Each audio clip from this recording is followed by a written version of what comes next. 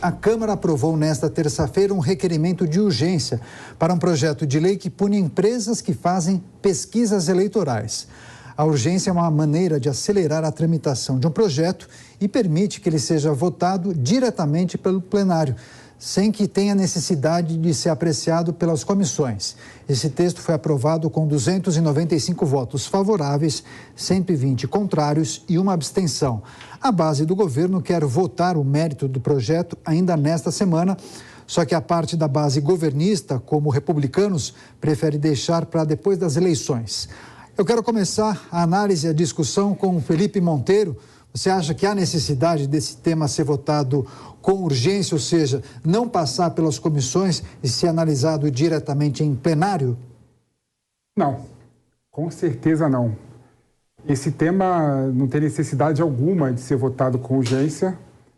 E mais do que isso, não tem necessidade alguma de ser votado, né? Por quê? É um absurdo, né, esse projeto que criminaliza as pesquisas eleitorais. Na minha opinião, é mais um excesso de autoritarismo vindo da Câmara, vindo do Lira e vindo da base de apoio do Bolsonaro. E eu te falo por quê, né? Para mim, na minha opinião, as pesquisas eleitorais é uma forma de informar, né? Informar a população. E as pesquisas eleitorais, em geral não, sempre, né? Elas fazem análise do voto no momento pretérito, né? Ela não prevê o dia da votação, né? O que é erro? O que é responsabilização do estatístico que faz a pesquisa?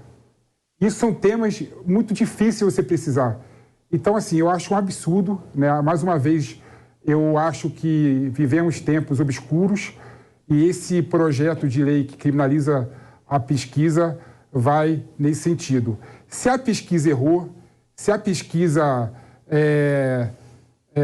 fez algo equivocado, a melhor coisa contra a pesquisa é acabar com a reputação dela, né? Não precisa ter lei alguma criminalizando a pesquisa. E vale a pena destacar uma coisa também que eu acho importante, né?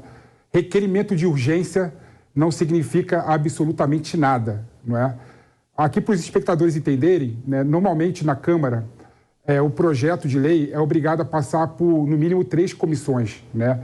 2 comissões temáticas e a Comissão de Constituição e Justiça. O requerimento de urgência apenas faz com que o projeto vá direto para o plenário. Existem vários projetos com requerimento de urgência que demoram anos, né? Eu lembro do projeto que reformou o Estatuto da OAB, por exemplo, né? Que demorou 2 anos para ser votado. Ou seja, essa postura do Lira está muito mais ligada com uma postura eleitoreira para falar com a base do que uma postura real, né? Não tem como, não vai votar esse ano, não vai votar antes das eleições, então é uma questão realmente eleitoreira.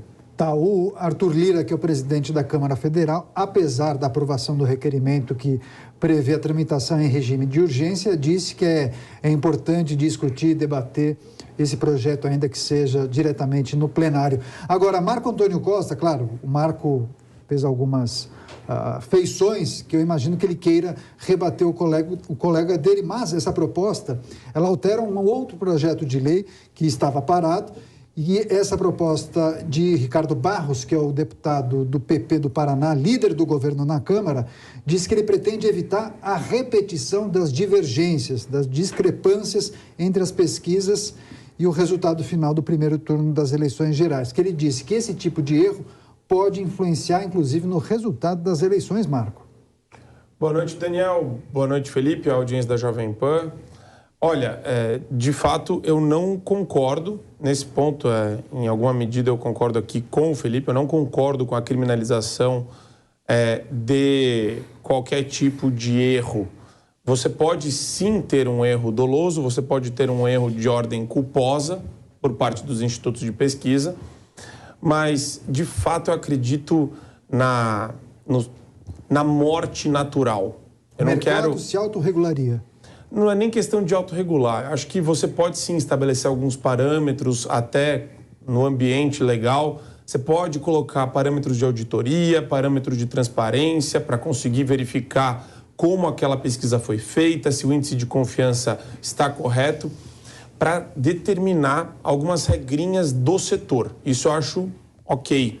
Não gosto do Estado se metendo na nossa vida, mas o que a gente viu aqui foi um consórcio estruturado com uma finalidade específica, e isso pode sim ter uma conotação terrível de enganar a população, induzir as pessoas a acreditar em um determinado cenário eleitoral. Isso, de acordo com a própria legislação eleitoral, já é crime eleitoral. Então, existe já a tipificação para esse tipo de conduta perniciosa, para esse tipo de conduta malévola, para a conduta dolosa de instituto, que eles vão sempre querer sair pela tangente. Eles vão falar, na última hora mudaram de ideia, na última hora o eleitorado se manifestou diferente. Agora, então, fica muito difícil aferir. Por isso que eu acredito na extinção natural desses institutos de pesquisa, mas é a mesma coisa, e é importante aqui fazer um paralelo, com a imprensa podre, com a imprensa marrom, com a imprensa carcomida, com essa extrema imprensa, que é toda capitaneada por pessoas que têm uma mentalidade esquerdista.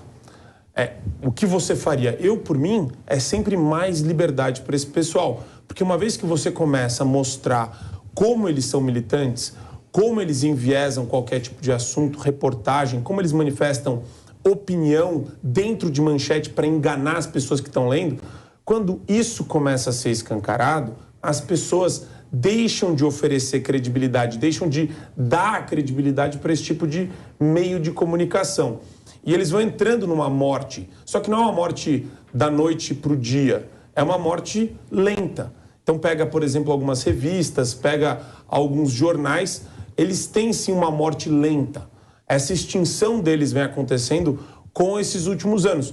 Quando que isso se intensificou? Agora. A gente tem visto agora, né, um monte de jornalista, um monte de comentarista entrando numa espiral do fracasso. Você percebe que quanto mais eles são provocados a refletir sobre alguma questão séria, mais militantes eles se demonstram, eles se tornam para o público. Então, eu não gosto de subestimar a inteligência das pessoas. Primeiro ponto. Segundo, é importante que tenha algumas regras. Eu não tenho problema em discutir regras com relação às empresas de pesquisa. É importante sim que tenham regras de transparência. Agora, definir quais são essas regras não passaria pela criminalização. Criminalizar turba eleitoral, já temos.